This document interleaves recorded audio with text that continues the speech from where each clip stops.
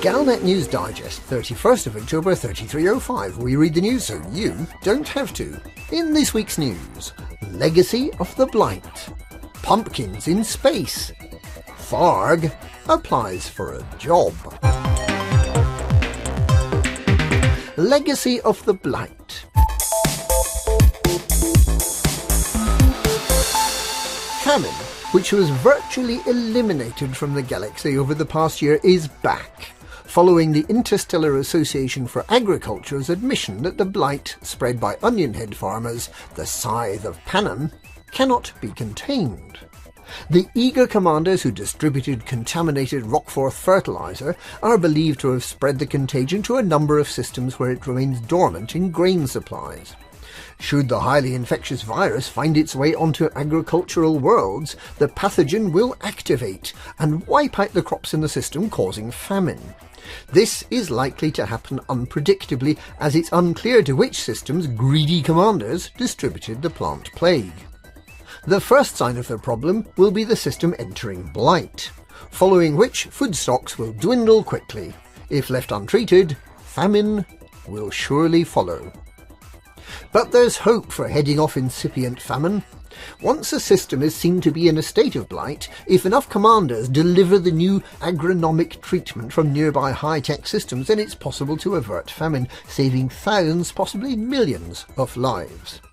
This is the correct thing to do, the humanitarian thing, and every right-thinking commander should not hesitate. However, commanders looking for those elusive data-mined-awake exceptions are reminded that such data is far more readily gathered from systems experiencing famine. Just saying.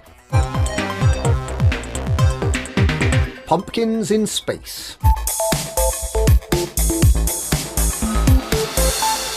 Following the highly questionable decision to install Thargoid bobbleheads in every cockpit, it's now the turn of space vegetables, with space pumpkins joining the cactus and the aloe plant. There are also some returning favourite decals, including a witch, a spider, and some seriously not well skulls. It's a little difficult to tell whether these are mythological creatures or a newly discovered form of alien. In related news, the internet-friendly version of the livery store is available to browse once again, with an all-too-easy Friday lunchtime browse and click to buy option. Tharg applies for a job.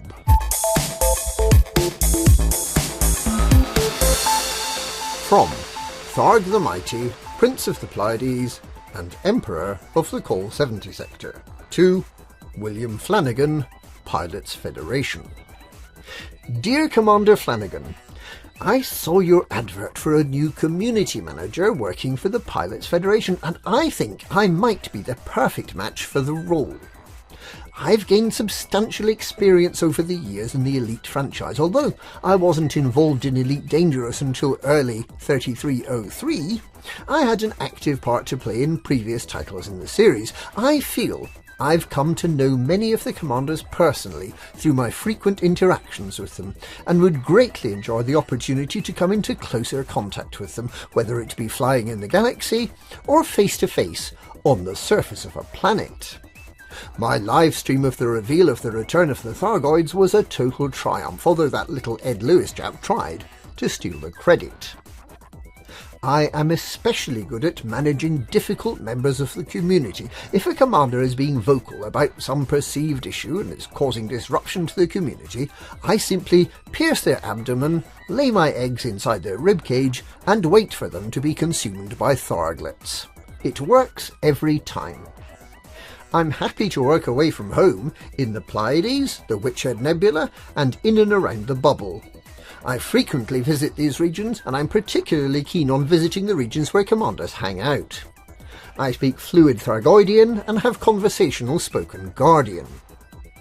In addition to Elite Dangerous, you say you'd like the successful candidate to work on future unannounced titles. Word to the wise here. It's not easy to manage a title unless you announce it. I see you have a cycle to work scheme. This sounds like an excellent idea. Do you have a bicycle suitable for someone with 6 legs and who might have some trouble grasping the handlebars with his pincers? I note that you say the salary is competitive.